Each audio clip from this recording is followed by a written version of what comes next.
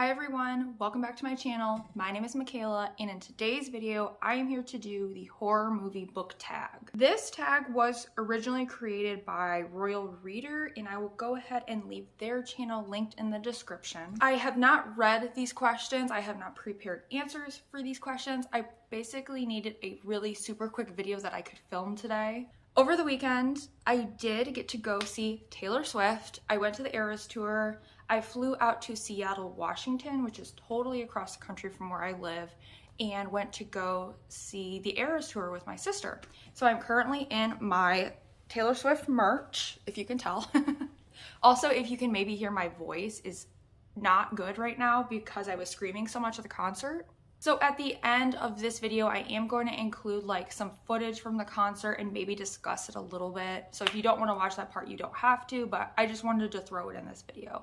So let's get right into this tag. Question number 1, the zombie apocalypse, a book you would save when civilization ends. So I would choose to save The Girl in Red by Christina Henry. It's not a zombie book, but there is some sort of like, it's like a pandemic situation and people are getting sick and dying, and you know, it's like the world, it's basically The Walking Dead without zombies. Something I loved about The Girl in Red was the main character of this book, Red.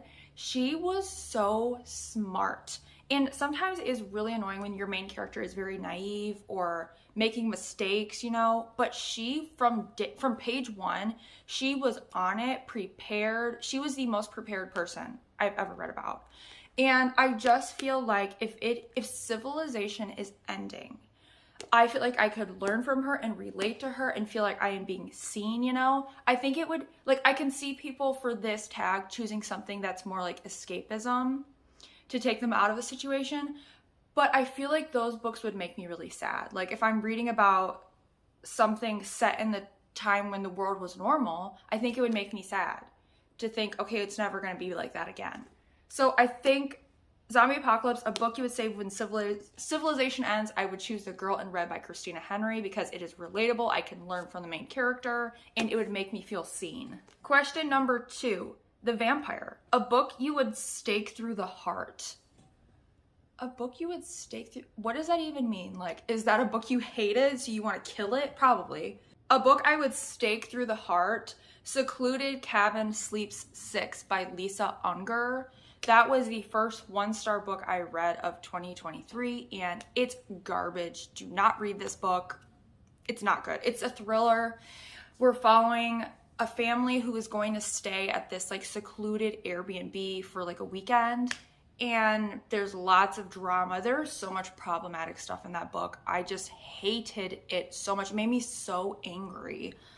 So I would definitely stake through the heart Secluded Cabin Sleep 6. Question number 3, The Haunted House, a book that still haunts you. I have a lot of answers for this, but one that I was recently talking about in the comment section, I'm gonna pull that one. That book is The Return by Rachel Harrison. So I was talking to Luna's Library in the comments of the video I just did about new release thrillers. And one book I chose for that video was The Hike by Lucy Clark. And I said in that video how I love reading about like survival stories, and the fact of like that setting is very scary to me, of like getting lost in the woods. And this is a book, The Return, that still haunts me because there is a very like visceral sequence in this book where one of the characters is lost in Yosemite National Park, and she goes off the trail and she gets like completely turned around. It's getting dark. She falls and hurts herself, so she's injured, and she feels like she's being followed by something in the woods. And it was the most, like I said, visceral reading experience. I have not been able to forget it. I think about it all of the time. I read this book last year, and I still think about that scene all the time. The way it was written was beautiful, amazing. I love Rachel Harrison so much. This book has terrible ratings on Goodreads, and it makes me like, I do not understand Goodreads sometimes because this book is a 5-star. That scene haunts me terribly. A lot of aspects actually from this book still haunt me. The ending is extremely haunting. This is another female friendship story that I can recommend you guys. It's so sad. It's so, oh, I don't know. I don't know. This book stuck with me. I want to recommend it and say it will stick with you, but it makes me scared to say that considering the Goodreads reviews. I'm afraid to recommend you guys this book in case you don't like it, because clearly most people did not. But yeah, The Haunted House, A Book That Still Haunts You, The Return by Rachel Harrison is my answer. Question number 4, the psychological thriller, A Book with a Twist You Did Not See Coming. My answer for that is going to be 𝚲𝚃 by 𝚲𝚃𝚃𝙴𝚃. This is a book I just read in July, and there is a twist towards the end of this book that when I read it, I gasped out loud. I had to stop, pause, and collect myself because this twist was so crazy to me. This is definitely like very much in the style of 𝚲𝚃𝚃𝙴𝚃's books where they're meandering almost.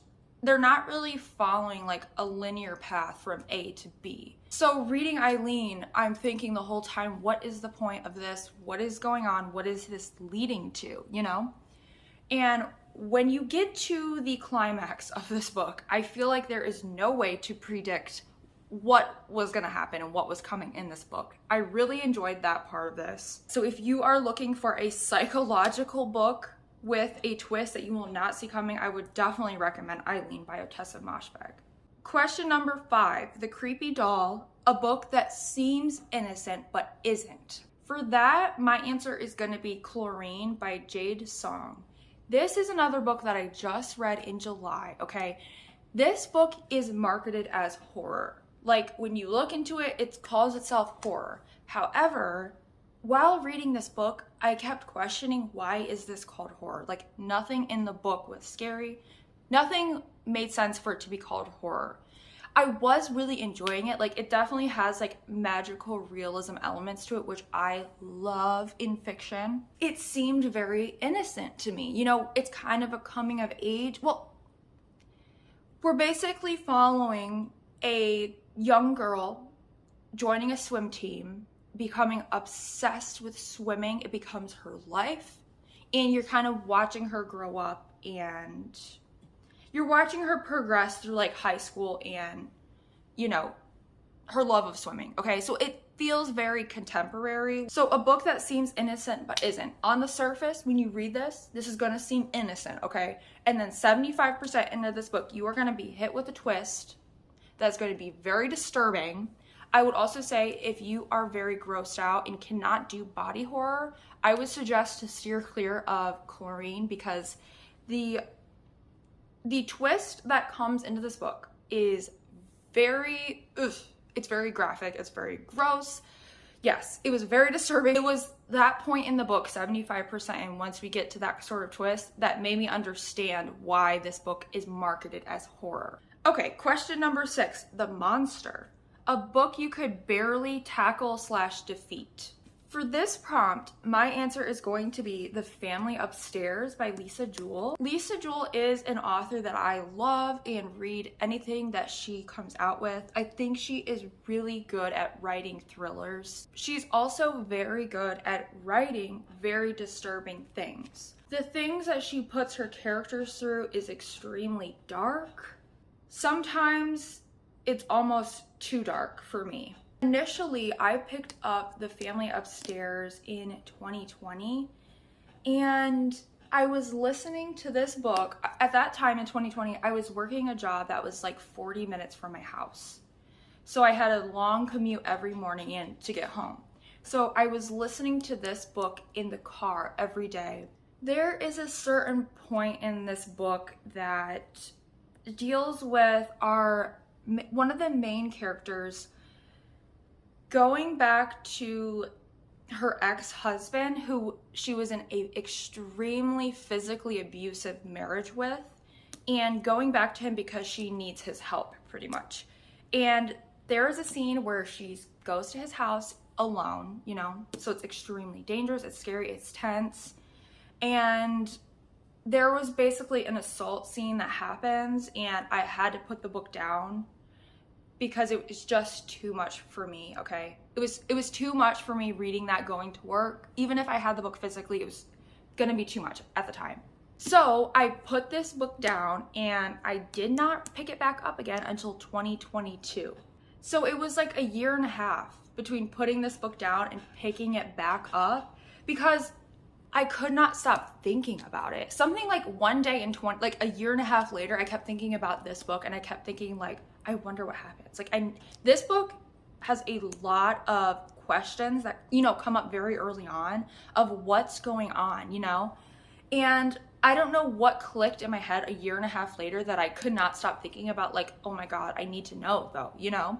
So despite this book taking me, putting it down for over a year, I tackled it eventually. And when I did, when I finally got to the end, this is a 5-star book for me. And I would say this is probably my favorite Lisa Jewell book, but I do want to say it is very dark and disturbing, and there's a lot of trigger warnings in this. So I would recommend looking at trigger warnings first, and only like for any of Lisa Jewell's books, I would say pick them up when you are in a good mental health space, because I think that was something I was dealing with at the time when I put this down originally, is I was not in a good mental health space and it was making it a lot worse for me. Like I did not need to be reading something that dark at the time. So yeah, a book you could barely tackle / defeat. I think this counts for it, although this is one I did end up rating 5 out of 5 stars. The next prompt is the comedy horror, a book with mixed genres that worked or didn't. Now my answer for this prompt is a book that I have already ranted about enough, so we're gonna keep this very short. That book is You Shouldn't Have Come Here by Geneva Rose. The 2 genres that this book mixes is romance and thriller, and truly I wish this book would have picked a lane. I feel like this book didn't know what it wanted to be. As somebody who loves reading thrillers and does not typically enjoy reading romance, okay, sometimes I can enjoy it. Has to be done well. And I don't feel like this was done well. If I'm gonna read a romance, this is not the type of romance book I want to read. And if I'm gonna read a thriller, then it cannot have this much romance in it. All right, the next prompt is the cliched teen horror, a book you found super cliche / stereotypical. The answer I'm going to go with for this prompt is 𝚆𝙾𝙽𝚃𝙷 by 𝚲𝙾𝙽𝚃𝙷. This is a witch book. And like I've said a few times on my channel, despite me loving witches, I typically do not like to read books about witches. Typically, okay? Although one of my favorite books of all time is a witch book, which is Cackle by Rachel Harrison. And a lot of other books fall into that cozy witch category where we're seeing these same tropes over and over again. I found 𝚆𝙾𝙽𝙃 to be very tropey. Basically, we're following a coven of witches who's trying to save the world. There's one dude who's trying to hunt them down and stop them. That man is very sexist. It's like his personality trait. It's like what makes him special is that he is a raging misogynist. And I'm tired of reading about misogyny and sexism, so that was already a big heck no for me. I think something I loved about Cackle was it didn't take itself too seriously, whereas I feel like a lot of times like these witch books do. Okay, another one is The Once and Future Witches by Alex E. Harrow.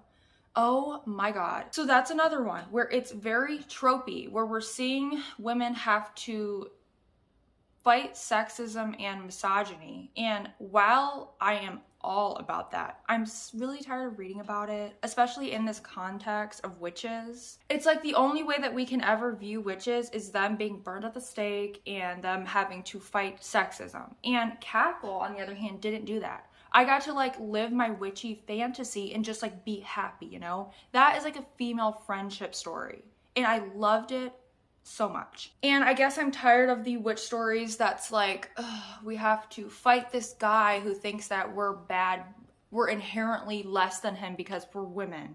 And I'm really tired of that trope. I feel like it's tired. I feel like we've seen it before. Another one I could compare that I've read this year was Wayward by Amelia Hart.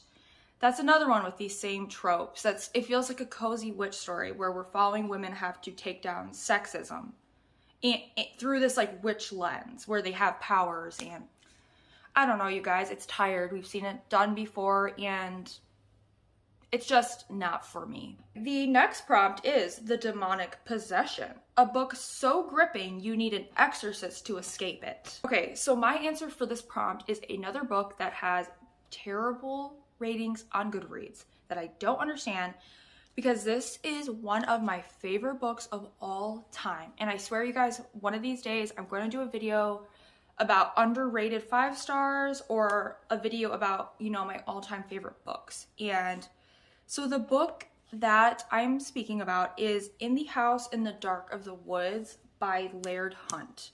I love this book so much. I have 2 copies of it, 2 different editions that are both just gorgeous, okay?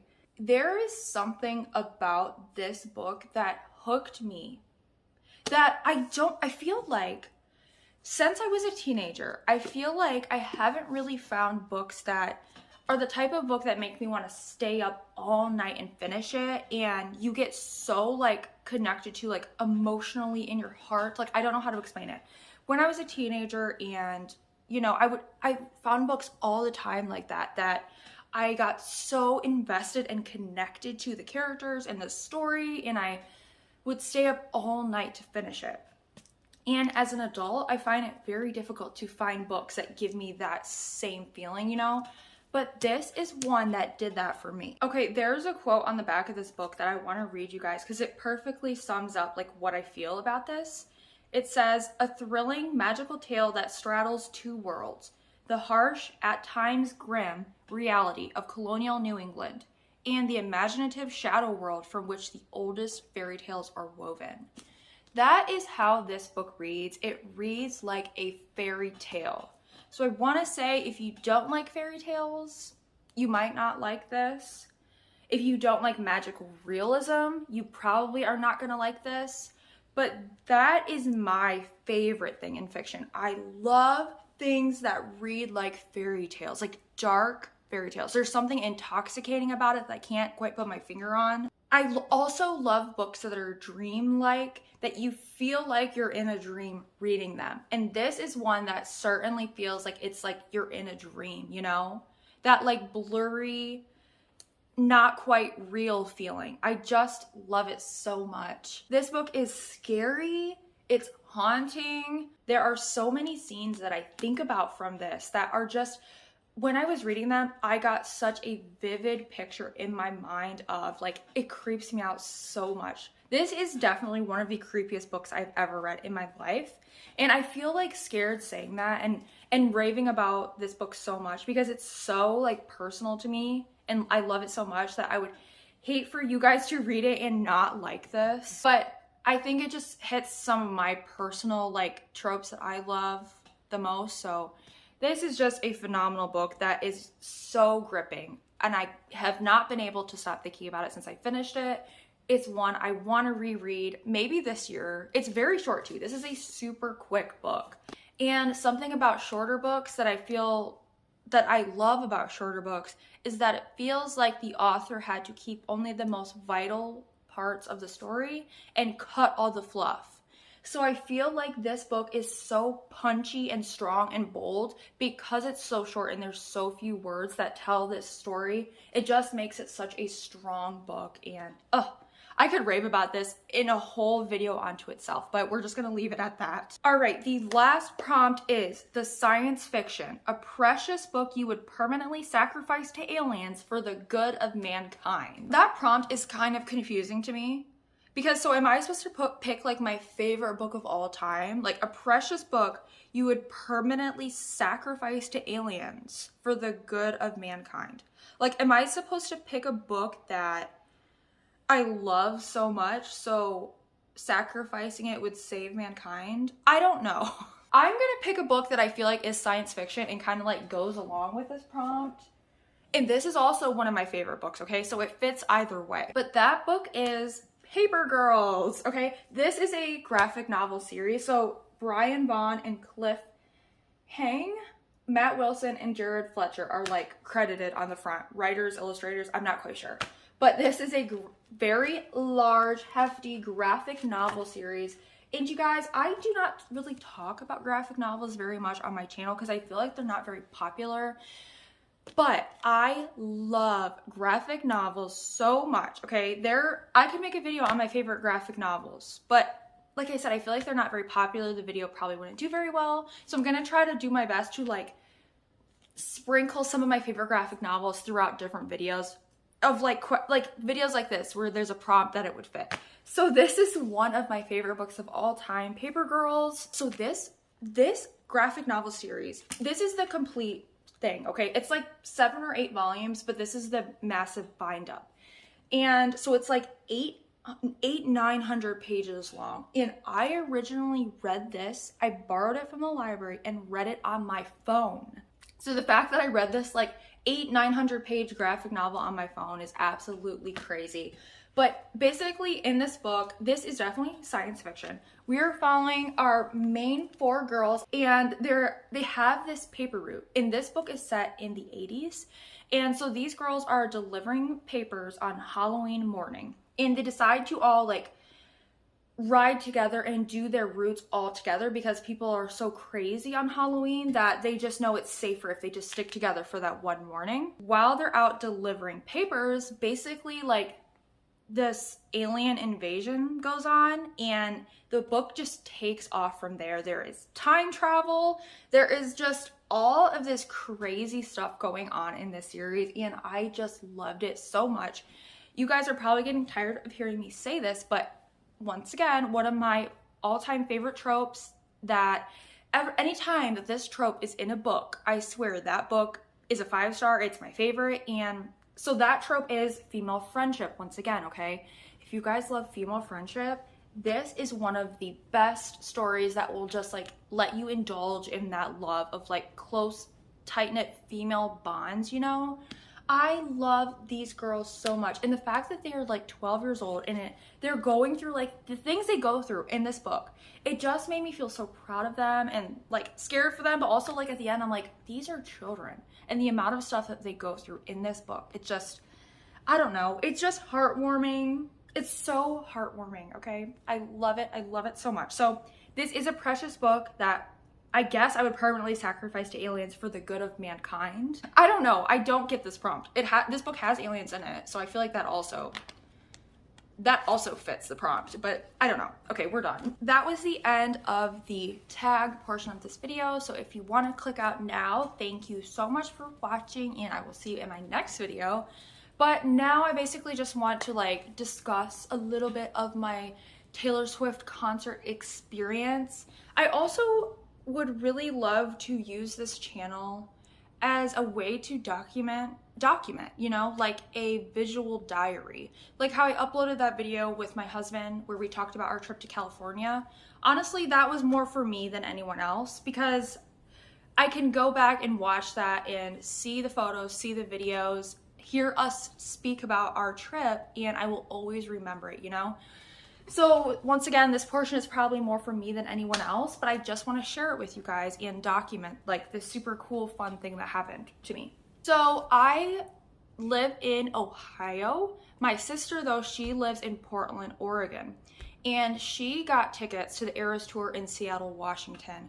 So I flew for so I left on Friday and the concert was on Saturday and I flew home on Sunday. So I was really only in Seattle for one day, but it was really fun. I also haven't seen my sister for 2, maybe 3 years. It's been a really long time. So that was really fun to get to go see Taylor Swift with her. So I've loved Taylor Swift since I was young. I feel like she's been with me through my whole life, you know? She's one of those artists that I've loved since I was young, all the way up now until I'm an adult. And I feel like I've grown up with her and I've watched her grow up. And that just makes you feel so connected to an artist when you've loved them for so long and their music has been with you through so much of your life. So seeing her, this was actually my first time seeing Taylor Swift in concert, which she was one of the people on my bucket list. I feel like I've seen a lot of my favorite artists, but she was somebody who has been on my bucket list. So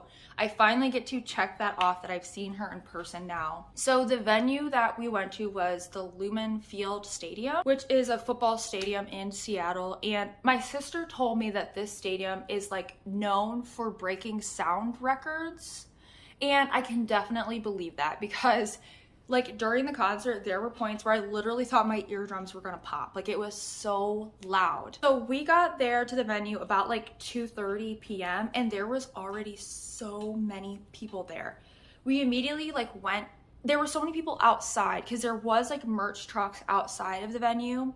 And it was just insane. There was like food trucks out there. There were so many places where you could take pictures. And I'm gonna go ahead and pop up like a whole bunch of pictures on the screen right now. Yeah, there were so many places where you could take pictures and just so much cool stuff. Like, I love how much effort she put into this tour. It's just amazing to me. We immediately got in line to go to like the merch area that was inside the venue. The line was like slightly shorter, but we still stood in line for over 2 hours for the merch. And it was at least 95 degrees, full sun. I was sweating, okay? But it was so cool just to see everybody. Like, that is another thing I love about going to concerts, is to see everybody who loves like that same thing you do. It's kind of something like similar to having a YouTube channel, like that you get to connect to so many other people who have the same niche hobby that you do. It's so like almost validating in a way, and it's just like such a sense of community. Everybody was so gorgeous and beautiful, and I loved looking at everybody in their costumes and their outfits, and just seeing everybody go all out. Like, it took me forever to figure out what I wanted to wear, and I just had to settle on something. If I could do it again, I definitely wish I could have like gone way more over the top, because there was people that, so many references, like costumes that people wore from music videos, and just, oh, it was so much fun. So we finally, after 2 hours in line, we get our merch, and I definitely bought too much. But also it was like, I feel like I got caught up in that scarcity mindset, where I'm like, okay, I've been standing here for 2 hours, like I need to buy a lot, you know? So I got this shirt, I got the blue crew neck sweater. Like, if any of you guys have gone to the tour or looked up the merch, I got the blue crew neck sweater, I got the tie-dye like muscle tee, and then I got like a white t-shirt to give as a gift to one of our nieces. So after we got our merch, we go inside to find our seats, and we were on the 3rd floor, so like the 3rd tier of the stadium, so towards the back. And oh my god, we literally sat in the wrong seat twice. Okay, so we sat in a seat, then girls came up and they said, I think you're in our seat. So we went to find the other seat we thought was ours, and that happened again, and it was so embarrassing. But I'm so happy by the time we found our seats the 3rd time. I feel like the people we were by was way nicer than the people we were initially by, because the people we were by when we sat in the wrong seats, one was like a boyfriend, and he was just like sitting like this the whole time. Like, you could tell he didn't care. He wasn't in nothing, like he wasn't dressed up at all. And the second time was like a girl that was kind of like looking at us, like giving us like dirty looks almost. I don't know, okay, she might not have been having a very good day.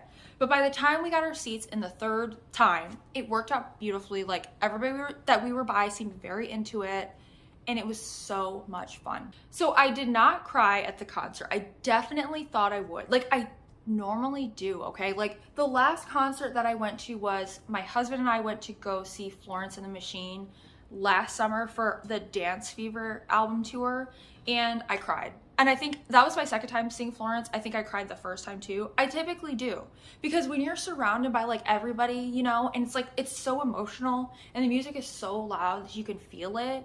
It just is such like an emotional experience. But I didn't cry for some reason at this concert. But when Taylor came out, it was like very surreal. I think that's it. It's like, it just didn't feel real to me. She was so amazing though. Just everything, like the singing was amazing. Everything was amazing. I loved it so much. So we all got like, you know, bracelets going in, and the bracelets light up. I did keep, this is a tip, if you guys are still going to the Eras tour, although I think there's only like 2 dates left on the US tour, so you might have already gone. But if you keep your little thing, you can put it back in there so it won't run out of battery. Yes, so everybody had their like bracelets, and the bracelets were like controlled by, you know, the concert or whatever. So like, they would light up at different times, different colors, like different areas would light up at one time and then another would. And it was just such like, it felt like so interactive, and that was amazing. I definitely screamed, like I said. I feel like now that I'm talking, my voice is getting more normal, but the next morning when I woke up, my voice was gone. Like, I would talk, and at the end of my sentence, it would just like be air. Like, my voice would totally just disappear and drop off. And now I'm at the point where it's just like kind of crackly, but it was so fun. It was amazing. I did trade some friendship bracelets So one I traded and I got this one that says Seattle on it, which is really cute. And then this one I traded that says make the friendship bracelet.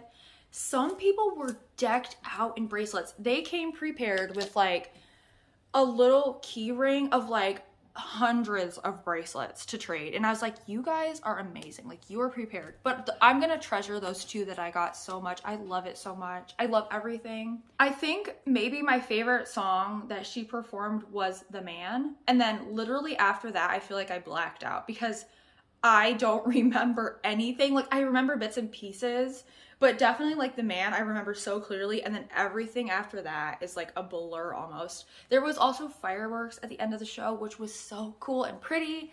And yeah, I've also never been to a concert in a football stadium, so that was like a really cool experience, just how big it was. I think they said there were 72,000 people there, which I believe it, okay? It was insanely crowded. Like I said, we stood in the merch line for 2 hours, and there was like 10 different areas. There was more than 10 different areas where you could buy merch, and all the lines were equally long. Like it was insane. But yeah, that's all. I hope if you guys wanted to go and you did not get to go, I hope you get tickets for the next tour. I'm so lucky my sister got tickets because I would have been so bummed if I didn't get to go. So if you also didn't get to go, I completely understand like how you must be feeling right now, but I'm sure she'll go on tour again, you know, and yeah. I hope you get tickets the next time around. It was such a crazy thing even getting the tickets. If you guys did get to go, let me know what date you went, okay? And did you get your surprise mystery song that you wanted? I wanted Getaway Car, and I don't even remember what the two mystery songs were that she played, but it was not Getaway Car, so I was sad about that, but it's okay, it's okay. Overall, I had so much fun. I think Taylor Swift is amazing, and I also want her to be okay, because I feel like just the amount of energy that she must be expending like going on this tour, all the dates, it's just like I hope she's gonna be okay and be able to still keep making music for us and touring for us. But yeah, that's it. Now I'm going to go ahead and pop up some of my B-roll footage that I took at the concert. I don't have that much, just a little bit of you to see the crowds in some of the show. If you made it this far in the video, go ahead and leave me the emoji of the little heart hands, you know? But other than that, thank you guys so much for watching, and I will see you in my next video.